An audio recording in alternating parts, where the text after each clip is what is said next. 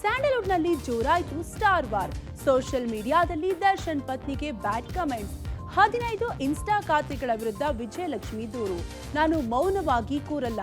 Vijayalakshmi post. ನಾನು ಹೇಳಿದ್ದು ಎಲ್ಲೋ, ಗಂಟೆ ಹೊಡೆದಿದ್ದು ಇನ್ನೆಲ್ಲೋ. ವಿಜಯಲಕ್ಷ್ಮಿಗೆ ಟಾಂಗ್ ಕೊಟ್ರ ನಟ ಸುದೀಪ್. ಲವ್ ಮಾಡಲ್ಲ ಎಂದಿದ್ದಕ್ಕೆ ಯುವತಿಗೆ ಕಿರುಕುಳ. ಡೈವೋರ್ಸ್ ನೋಟಿಸ್ ಕಳಿಸಿದ್ದಕ್ಕೆ ಪತ್ನಿಯನ್ನ ಗುಂಡಿಕ್ಕಿ ಕೊಂದ ಪತಿ. ಇದೆಲ್ಲದರ ಜೊತೆ ಮತ್ತಷ್ಟು ಸುದ್ದಿಗಳನ್ನು ನೋಡೋಣ ಕರ್ನಾಟಕ ಟಾಪ್ 20ಯಲ್ಲಿ.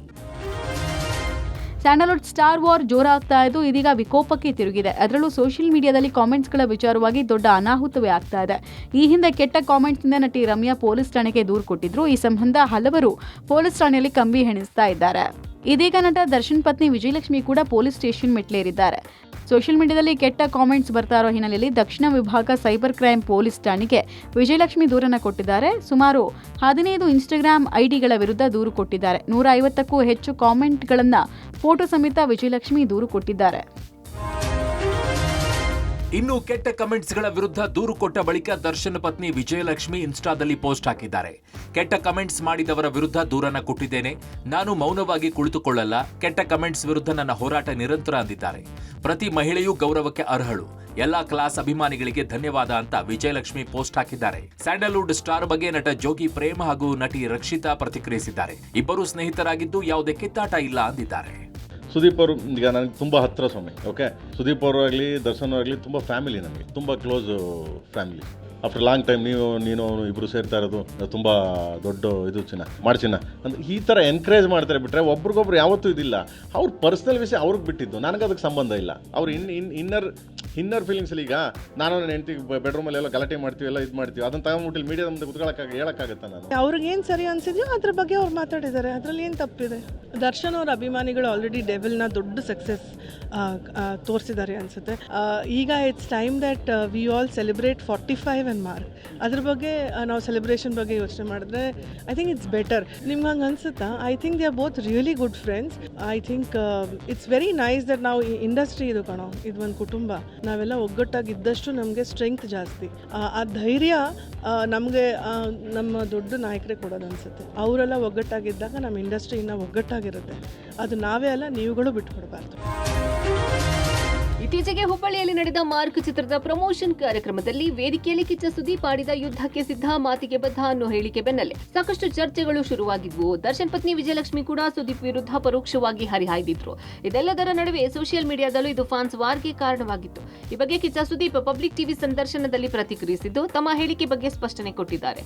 ದರ್ಶನ್ ಪತ್ನಿ ವಿಜಯಲಕ್ಷ್ಮಿ ಹೇಳಿಕೆಗೆ ಪ್ರತಿಕ್ರಿಯೆ ಕೊಟ್ಟಿರುವ ಸುದೀಪ್, ನನ್ನ ಪೈರಸಿ ಬಗ್ಗೆ ಯಾರು ರಿಯಾಕ್ಟ್ ಮಾಡಿಲ್ಲ. ರಿಯಾಕ್ಟ್ ಮಾಡಿದವರನ್ನೇ ನೀವು ಕೇಳಬೇಕು. ಅವರು ಯಾಕೆ ನಮಗೆ ಅಂತ ಅಂದುಕೊಂಡ್ರು ನನಗೆ ಗೊತ್ತಿಲ್ಲ ಎಂದಿದ್ದಾರೆ. ಜೊತೆಗೆ ದರ್ಶನ್ ಕಾರಣಾಂತರಗಳಿಂದ ಒಳಗಿರಬಹುದು. ದರ್ಶನ್ ಹೊರಗೆ ಇದ್ದಾಗ ಈ ತರ ನಡೆದಿರ್ಲಿಲ್ಲ. ನಾನು ಹೇಳಿದ್ದು ಎಲ್ಲೋ, ಗಂಟೆ ಹೊಡೆದಿದ್ದು ಎಲ್ಲೋ. ಅವರು ನನ್ನ ಹೆಸರು ಹೇಳಿದ್ರೆ ಉತ್ತರ ಕೊಡ್ತೇನೆ ಎಂದಿದ್ದಾರೆ. ಒಳಗಡೆ ಇರೋ ಹೀರೋ ಕೂಡ ನಾನು ಹೇಳ್ತಾ ಇದ್ದೀನಿ, ಇವತ್ತು ಯಾವುದೋ ಕಾರಣಾಂತರಗಳಿಗೆ ಒಳಗಡೆ ಇರ್ಬೋದು. ಅವರು ಹೊರಗಡೆ ಇರ್ಬೇಕಾದ್ರೆ ಆ ಥರ ಇದ್ದಿದ್ದಿಲ್ಲ. ನಡೀತಾ ಇರೋದು ಎಲ್ಲಿ? ಹಂಗಾರೆ ಈ ಯುದ್ಧ ಯಾರ್ದು? ಅವ್ರು ಸರಿಪಡಿಸ್ಕೋಬೇಕು. ಅದು ನನಗೆ ಸಂಬಂಧನೇ ಇಲ್ಲ. ನಾನು ಹೇಳಿದ್ದು ಎಲ್ಲೋ, ಗಂಟೆ ಹೊಡೆದಿದ್ದು ಎಲ್ಲೋ. ಕರೆಕ್ಟ್. ನೀವು ಅಲ್ಲೋ ಕೇಳಬೇಕು, ನೀವು ಯಾಕೆ ರಿಯಾಕ್ಟ್ ಮಾಡಿದ್ರಿ ಅಂತ. ಅಲ್ಲಿ ನಮ್ಮ ಹೆಸರು ಬರಲಿ, ನಾನು ಅವಾಗ ಉತ್ತರ ಕೊಡ್ತೀನಿ. ನಾನು ರಾಜಗೌಡರು ನಾಲ್ಪಾಡು 3 ಜನ ನಿಂತಿದ್ವಿ ವೇದಿಕೆ ಮೇಲೆ, 3 ಜನನೂ ಉತ್ತರ ಕೊಡ್ತೀವಿ. ಏನು ಪ್ರಾಬ್ಲಮ್ ಏನಿಲ್ಲ. ನಮ್ಮ ಉದ್ದೇಶ ಯಾರಿಗೆ ಹೇಳಬೇಕಿತ್ತೋ ಹೇಳಿದ್ವಿ, ಅಷ್ಟೇ, ಮುಗೀತು. ಇಷ್ಟು ವರ್ಷ ನಾನು ಮಾತಾಡದಿದ್ದನ್ನು ಬಂದು ಆ ವೇದಿಕೆ ಮೇಲೆ ಮಾತಾಡ್ದಂದಾಗ ಒಂದು ಮರಿಬೇಡಿ, ನಾವು ಏನೋ ನಡೆದಿರ್ಬೇಕೆ. ಮತ್ತು ಯಾವತ್ತು ನಾನು ನನ್ನ ಕ್ಲಾಸಿಫಿಕೇಷನ್ಸ್ನ ಬಿಟ್ಟುಬಿಟ್ಟು ನಾನು ಯಾರ ಬಗ್ಗೆ ಒಂದು ರಫ್ ಆಗಿ ಮಾತಾಡಿ ಯಾವಾಗ ಕೇಳಿದ್ದೀರಾ ಆ ಥರ? ಬೆಂಗಳೂರಿನಲ್ಲಿ ಪತ್ನಿ ಮೇಲೆ ನಡು ರಸ್ತೆಯಲ್ಲಿ ಗುಂಡಿಕ್ಕಿದ ಪ್ರಕರಣ ತನಿಖೆ ನಡೀತಾ ಇದೆ. ತಮಿಳುನಾಡು ಮೂಲದ ಬಾಲಮುರುಗನ್ ಮತ್ತು ಭುವನೇಶ್ವರಿಗೆ 2011ರಲ್ಲಿ ಮದುವೆಯಾಗಿತ್ತು. ಇಬ್ಬರು ಮಕ್ಕಳು ಕೂಡ ಇದ್ದಾರೆ. ಬಾಲಮುರುಗನ್ ವೈಟ್ಫೀಲ್ಡ್ನ ಖಾಸಗಿ ಕಂಪನಿಯಲ್ಲಿ ಟೆಕಿಯಾಗಿದ್ದಾರೆ. ಪತ್ನಿ ಅದೇ ಏರಿಯಾದ ಖಾಸಗಿ ಬ್ಯಾಂಕ್ನಲ್ಲಿ ಅಸಿಸ್ಟೆಂಟ್ ಮ್ಯಾನೇಜರ್ ಆಗಿ ಕೆಲಸ ಮಾಡ್ತಿದ್ರು. ಚೆನ್ನಾಗೇ ಇದ್ದ ಕುಟುಂಬದಲ್ಲಿ ಇತ್ತೀಚೆಗೆ ಅದೊಂದು ವೈಮನಸ್ಸು ಶುರುವಾಗಿತ್ತು. ಅದೇನು ಅಂದ್ರೆ ಪತ್ನಿ ಭುವನೇಶ್ವರಿಗೆ ಬೇರೊಂದು ವ್ಯಕ್ತಿಯ ಜೊತೆಗೆ ಅನೈತಿಕ ಸಂಬಂಧ ಇದೆ ಅನ್ನೋದು ಪತಿಯ ಅನುಮಾನ. ಅದೇ ಕಾರಣಕ್ಕೆ ಪದೇ ಪದೇ ಗಲಾಟೆಯಾಗಿ ಕಳೆದ 2 ತಿಂಗಳ ಹಿಂದೆ ಇಬ್ಬರು ಬೇರಾಗಿ ಪತ್ನಿ ಭುವನೇಶ್ವರಿ ಕೆಪಿ ಅಗ್ರಹಾರಕ್ಕೆ ಶಿಫ್ಟ್ ಆಗಿದ್ರು. ಇನ್ನು ಕೊಲೆ ಮಾಡಿದ ಪತಿ ಬಾಲಮುರುಗನ್ ಗನ್ ಸಮೇತ ನೇರವಾಗಿ ಮಾಗಡಿ ರೋಡ್ ಪೊಲೀಸ್ ಠಾಣೆಗೆ ಶರಣಾಗಿದ್ದಾರೆ. ಪ್ರಕರಣ ದಾಖಲಿಸಿಕೊಂಡ ಮಾಗಡಿ ರೋಡ್ ಪೊಲೀಸರು ಆರೋಪಿಯನ್ನು ವಿಚಾರಣೆ ನಡೆಸಿದ್ದಾರೆ. ಆರೋಪಿ ಬಾಲಮುರುಗನ್ ಅನ್ನ ಮಾಗಡಿ ರೋಡ್ ಪೊಲೀಸರು ತೀವ್ರ ವಿಚಾರಣೆಗೊಳಪಡಿಸಿದ್ದಾರೆ. ಪತ್ನಿ ಭುವನೇಶ್ವರಿ ಮೇಲೆ ಶೂಟೌಟ್ ಮಾಡಲು ಬಳಸಿದ ಪಿಸ್ತೂಲ್ ಪತಿಗೆ ಸಿಕ್ಕಿದ್ದು ಹೇಗೆ? ಪತಿ ಬಾಲಮುರುಗನ್ ಕೃತ್ಯಕ್ಕೆ ಬಳಸಿದ್ದ ಪಿಸ್ತೂಲ್ ಲೈಸೆನ್ಸ್ ಪಡೆಯಲಾಗಿತ್ತಾ ಎಂಬೆಲ್ಲ ತನಿಖೆ ನಡೆಸುತ್ತಿದ್ದಾರೆ. ಸರಸಕ್ಕೆ ಕರೆದು ಟೆಕ್ಕಿ ಬಳಿ ಹಣ ದೋಚಿ ಹಲ್ಲೆ ಮಾಡಿದ ಆರೋಪದ ಮೇಲೆ ಇಬ್ಬರು ಮಹಿಳೆಯರು ಸೇರಿ 5 ಆರ್ಆರ್ ನಗರ ಪೊಲೀಸರು ಬಂಧನಕ್ಕೆ ಒಳಪಡಿಸಿದ್ದಾರೆ. ಸುಮಲತಾ ಅಲಿಯಾಸ್ ಅಂಜಲಿ, ಅನ್ನಪೂರ್ಣೇಶ್ವರಿ ನಗರದ ಹರಿಣಿ ಅಲಿಯಾಸ್ ಸ್ವೀಟಿ ಹಾಗೂ ಜಗದೀಶ್, ಲೋಕೇಶ್, ಮಂಜುನಾಥ್ ಸೇರಿ 5 ಅರೆಸ್ಟ್ ಮಾಡಲಾಗಿದೆ. ಈ ಗ್ಯಾಂಗ್ ಎರಡೆರಡು ಕಡೆ ಸರಸಕ್ಕೆ ಕರೆದು 40,000 ದೋಚಿ ಲಕ್ಷ ಹಣಕ್ಕೆ ಡಿಮ್ಯಾಂಡ್ ಮಾಡಿದ್ದಾರೆ. ನಿರಾಕರಿಸಿದ್ದಕ್ಕೆ ಮಹಿಳೆಯರು ಸಹಚರರನ್ನ ಕರೆದು ಹಲ್ಲೆ ಮಾಡಿದ್ದಾರೆ ಅಂತ ಆರೋಪಿಸಿದ್ದಾರೆ. ಅಲ್ಲದೆ ಟೆಕ್ಕಿಗೆ ಹಲ್ಲೆ ಮಾಡಿ ಹಣ, ಮೊಬೈಲ್ ಕಸ್ಕೊಂಡು ಬೆದರಿಸಿದ್ದಾರೆ. ಕೂಡಲೇ ಸ್ಥಳೀಯರ ಸಹಾಯದಿಂದ 112ಗೆ ಟೆಕ್ಕಿ ಆನಂದ್ ಕರೆ ಮಾಡಿಸಿದ್ದ ಇಬ್ಬರು ಮಹಿಳೆಯರು ಸೇರಿ 5 ವಶಕ್ಕೆ ಪಡೆದು ವಿಚಾರಣೆ ಮಾಡಿದಾಗ ಗಲಾಟೆ ಹಿಂದಿನ ಕತೆ ರಿವೀಲ್ ಆಗಿದೆ. ಟೆಕ್ಕಿಯ ದೂರಿನ ಆಧಾರದ ಮೇಲೆ 5 ಬಂಧಿಸಿ ಆರ್ಆರ್ ನಗರ ಪೊಲೀಸರು ಜೈಲಿಗೆ ಕಳಿಸಿದ್ರು. ಬಂಧಿತ 5ರಿಗೆ ಕೋರ್ಟ್ ಜಾಮೀನು ಮಂಜೂರು ಮಾಡಿದೆ ಅಂತ ತಿಳಿದು ಬಂದಿದೆ.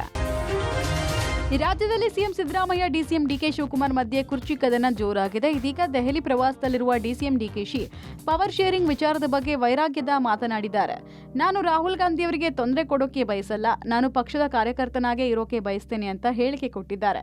ಇನ್ನು ಸಿಎಂ ಬದಲಾವಣೆ ಬಗ್ಗೆ ಯಾವುದೇ ಊಹಾಪೋಹ ಇಲ್ಲ ಅಂತ ಸ್ಪಷ್ಟಪಡಿಸಿದ್ದಾರೆ. ಬ್ರೇಕ್ಫಾಸ್ಟ್ ಮೀಟಿಂಗ್ ಒಂದು ಸಾಮಾನ್ಯ ಪ್ರಕ್ರಿಯೆ ಅಷ್ಟೇ, ಶೇರಿಂಗ್ ಕೇರಿಂಗ್ ಬಹಳ ಸಾಮಾನ್ಯವಾಗಿದೆ. ಸಿಎಂ ಸಿದ್ದರಾಮಯ್ಯ ಅವರ ಜೊತೆಗಿನ ಬ್ರೇಕ್ಫಾಸ್ಟ್ಗೆ ಮಹತ್ವ ಬೇಡ ಅಂತ ಡಿಸಿಎಂ ಡಿಕೆಶಿ ಹೇಳಿದ್ದಾರೆ. ಇನ್ನು ಸಿಎಂ ಬೆಂಬಲಿಸಿ ಅಹಿಂದ ನಾಯಕರಿಂದ ಬೃಹತ್ ಸಮಾವೇಶ ವಿಚಾರಕ್ಕೆ ಸಂಬಂಧಪಟ್ಟಂತೆ ಮಾತನಾಡಿದ ಡಿಕೆಶಿ ಅಹಿಂದ ಸಮಾವೇಶಕ್ಕೆ ಒಳ್ಳೆಯದಾಗಲಿ ಎಂದಿದ್ದಾರೆ. I think Rahul ji has come yesterday. I don't want to disturb you. So you are happy to continue as deputy CM for full 5 years? Huh?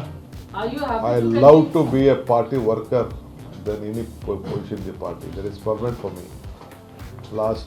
From 1980 I am a party worker. Until today I am continuing to be for 5 years.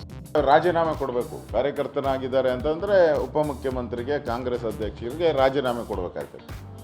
ಅದೇ intention ಅಂತ ತಿಳ್ಕೊಂಡಿದ್ದೀನಿ. ಕಾರ್ಯಕರ್ತ ಅಂದರೆ ಅದೇ ಪದವಿಗೆ ರಾಜೀನಾಮೆ ಕೊಟ್ಟು ಕಾರ್ಯಕರ್ತರಾಗಿರಬೇಕು. ಮಾಡಲಿ, ಸಂತೋಷ. ಸಿದ್ದರಾಮಯ್ಯನವರು ಅಧಿಕಾರ ಬಿಡಲ್ಲ, ಅಧಿಕಾರ ಕೊಡಲ್ಲ, ಬಿಡಲ್ಲ. ಈ ಡಿ ಕೆ ಶಿವಕುಮಾರ್ ಅವರು ದೇವಸ್ಥಾನ, ಟೆಂಪಲ್ ರನ್ನು ಬಿಡಲ್ಲ. ರಾಜ್ಯ ಕಾಂಗ್ರೆಸ್ನಲ್ಲಿ ತಲೆದೂರಿರುವ ಅಧಿಕಾರ ಹಂಚಿಕೆ ವಿವಾದದಲ್ಲಿ ಹೈಕಮಾಂಡ್ ಮಧ್ಯಪ್ರವೇಶ ಮಾಡೋದಿಲ್ಲ ಅಂತ ಮಾಜಿ ಸಚಿವ ಕೆಎನ್ ರಾಜಣ್ಣ ಹೇಳಿದ್ದಾರೆ.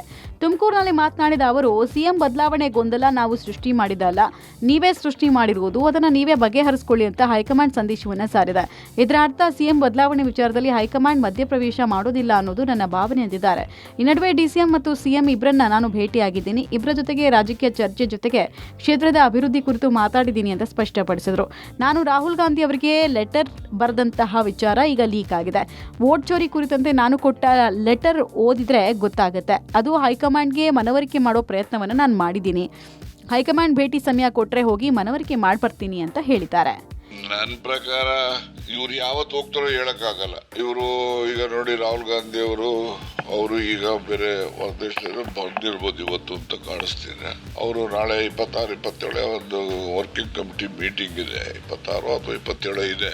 ಆ ವರ್ಕಿಂಗ್ ಕಮಿಟಿ ಮೀಟಿಂಗ್ ಮುಗಿದ ಮೇಲೆ ಮತ್ತೆ ಹೊರದೇಶದ ಯುರೋಪ್ ಪ್ರವಾಸಕ್ಕೆ ಹೋಗ್ತಾರೆ. ಹಾಗಾಗಿ ಅವರು ಬಂದ ಮೇಲೆ ಅವರ ಅವೈಲಬಿಲಿಟಿ ನೋಡಿ ಸಿದ್ದರಾಮಯ್ಯ ಸಮಯ ತಗೊಂಡು ಭೇಟಿ ಮಾಡಿ ಬಂದ ನಂತರ ರೀಶಫಲ್ ಮತ್ತೇನೆಲ್ಲ ರಾಜಕೀಯ ಬೆಳವಣಿಗೆಗಳು ತೀರ್ಮಾನ ಆಗ್ತವೆ. ಏನಿಲ್ಲ, ಈಗ ನಾನು ವೋಟ್ ಚೋರಿ ಬಗ್ಗೆ ನಾನು ಕೊಟ್ಟಂತ ಸ್ಟೇಟ್ಮೆಂಟ್ ಸಂಪೂರ್ಣವಾಗಿ ಓದ್ಕೊಂಡ್ರೆ ಕರೆಕ್ಟಾಗಿ ಗೊತ್ತಾಗ್ತದೆ.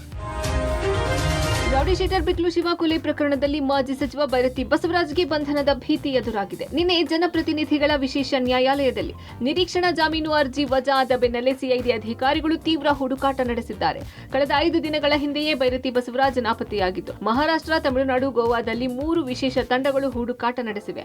ನಿರೀಕ್ಷಣಾ ಜಾಮೀನು ಸಿಗುವ ನಿರೀಕ್ಷೆಯಲ್ಲಿದ್ದ ಬೈರತಿ ಬಸವರಾಜ್ಗೆ ಕೋರ್ಟ್ ಶಾಕ್ ನೀಡಿದ್ದು, ಬೈರತಿ ಬಸವರಾಜ್ಗೆ ಬಂಧನದ ಭೀತಿ ಮತ್ತಷ್ಟು ಹೆಚ್ಚಾಗಿದೆ. ಸಿಐಡಿ ಅಧಿಕಾರಿಗಳ ಬಂಧನ ಭಯದ ನಡುವೆಯೇ ಹೈಕೋರ್ಟ್ಗೆ ಮೇಲ್ಮನವಿ ಅರ್ಜಿ ಸಲ್ಲಿಸೋದಾ ಅಥವಾ ಸುಪ್ರೀಂ ಕೋರ್ಟ್ಗೆ ಅರ್ಜಿ ಸಲ್ಲಿಸೋದಾ ಅನ್ನೋದರ ಬಗ್ಗೆ ಚರ್ಚೆ ನಡೀತಿದೆ. ಈ ನಡುವೆ ಸಿಐಡಿ ಪೊಲೀಸರು ಶತಾಯಗತಾಯ ಬಂಧಿಸಲೇಬೇಕು ಅನ್ನೋ ನಿಟ್ಟಿನಲ್ಲಿ ಕಾರ್ಯಾಚರಣೆ ನಡೆಸಿದ್ದಾರೆ. ಸಚಿವ ಜಮೀರ್ ಅಹಮದ್ ಖಾನ್ ಆಪ್ತ ಕಾರ್ಯದರ್ಶಿ ಸರ್ಫರಾಜ್ ಖಾನ್ ಮನೆ ಮೇಲೆ ಲೋಕಾಯುಕ್ತ ಅಧಿಕಾರಿಗಳು ದಾಳಿ ಮಾಡಿದ್ದಾರೆ. ಸರ್ಫರಾಜ್ ಖಾನ್ ವಿರುದ್ಧ ಅಕ್ರಮ ಆಸ್ತಿ ಗಳಿಕೆ ಆರೋಪ ಹಿನ್ನೆಲೆ ಇಂದು ಬೆಳಂಬೆಳಗ್ಗೆ ಲೋಕಾಯುಕ್ತ ದಾಳಿ ಮಾಡಿದೆ. ಬೆಂಗಳೂರು, ಎಚ್ಡಿ ಕೋಟೆ, ಆರ್ಟಿ ನಗರ, ಕೊಡಗು ಸೇರಿದಂತೆ ಒಟ್ಟು 14 ಕಡೆ ಅಧಿಕಾರಿಗಳು ದಾಳಿ ನಡೆಸಿದ್ದಾರೆ. ಡಿವೈಎಸ್ಪಿ ಗಿರೀಶ್ ನೇತೃತ್ವದ ತಂಡದಿಂದ ಸುಮಾರು 50ಕ್ಕೂ ಹೆಚ್ಚು ಅಧಿಕಾರಿಗಳಿಂದ ದಾಳಿ ಮಾಡಿ ಮನೆ, ಕಚೇರಿಯಲ್ಲಿದ್ದ ಕಡತಗಳನ್ನು ಪರಿಶೀಲಿಸಿದ್ದಾರೆ. ಸರ್ಫರಾಜ್ ಖಾನ್ ಮನೆ ಸೇರಿದಂತೆ ಕಚೇರಿಗಳ ಮೇಲೂ ಲೋಕಾಯುಕ್ತ ಅಧಿಕಾರಿಗಳು ರೇಡ್ ಮಾಡಿದ್ದಾರೆ. ಭಾರತೀಯ ಬಾಹ್ಯಾಕಾಶ ಸಂಶೋಧನಾ ಸಂಸ್ಥೆ ಇಸ್ರೋ ಬಾಹ್ಯಾಕಾಶದಲ್ಲಿ ಮತ್ತೊಂದು ಐತಿಹಾಸಿಕ ಸಾಧನೆಯನ್ನು ಮಾಡಿದೆ. ಅಮೆರಿಕದ ಬ್ಲೂಬರ್ಡ್ ಬ್ಲಾಕ್ 2 ಉಪಗ್ರಹವನ್ನ ಯಶಸ್ವಿಯಾಗಿ ಕಕ್ಷೆಗೆ ಸೇರಿಸಿದೆ. ಬ್ಲೂಬರ್ಡ್ ಬ್ಲಾಕ್ 2 ಉಪಗ್ರಹವನ್ನ ಬೆಳಗ್ಗೆ 8:55ಕ್ಕೆ ಆಂಧ್ರಪ್ರದೇಶದ ಶ್ರೀಹರಿಕೋಟ ಉಡ್ಡಯನ ಕೇಂದ್ರದ 2ನೇ ಲಾಂಚ್ ಪ್ಯಾಡ್ನಿಂದ ಯಶಸ್ವಿಯಾಗಿ ಉಡಾವಣೆ ಮಾಡಲಾಗಿದೆ. ಈ ಸಂವಹನ ಉಪಗ್ರಹವನ್ನ ಅಮೆರಿಕದ AST ಸ್ಪೇಸ್ ಮೊಬೈಲ್ ಅಭಿವೃದ್ಧಿಪಡಿಸಿದೆ. ಇದು ಮುಂದಿನ ಪೀಳಿಗೆಯ ಬ್ಲೂಬರ್ಡ್ ಬ್ಲಾಕ್ 2 ಸಂವಹನ ಉಪಗ್ರಹದ ಭಾಗವಾಗಿದ್ದು, ಪ್ರಮಾಣಿತ ಮೊಬೈಲ್ ಸ್ಮಾರ್ಟ್ಫೋನ್ಗಳಿಗೆ ನೇರವಾಗಿ ಬಾಹ್ಯಾಕಾಶ ಆಧಾರಿತ ಸೆಲ್ಯುಲಾರ್ ಬ್ರಾಡ್ಬ್ಯಾಂಡ್ ಸಂಪರ್ಕವನ್ನು ಒದಗಿಸಲು ವಿನ್ಯಾಸಗೊಳಿಸಲಾಗಿದೆ. ಬ್ಲೂಬರ್ಡ್ 2 ಯಶಸ್ವಿ ಉಡಾವಣೆಯ ವಿಡಿಯೋವನ್ನು ಸಾಮಾಜಿಕ ಜಾಲತಾಣ ಎಕ್ಸ್ನಲ್ಲಿ ಪ್ರಧಾನಮಂತ್ರಿ ನರೇಂದ್ರ ಮೋದಿ ಹಂಚಿಕೊಂಡಿದ್ದು, ಇಸ್ರೋ ಸಾಧನೆಯನ್ನು ಶ್ಲಾಘಿಸಿದ್ದಾರೆ.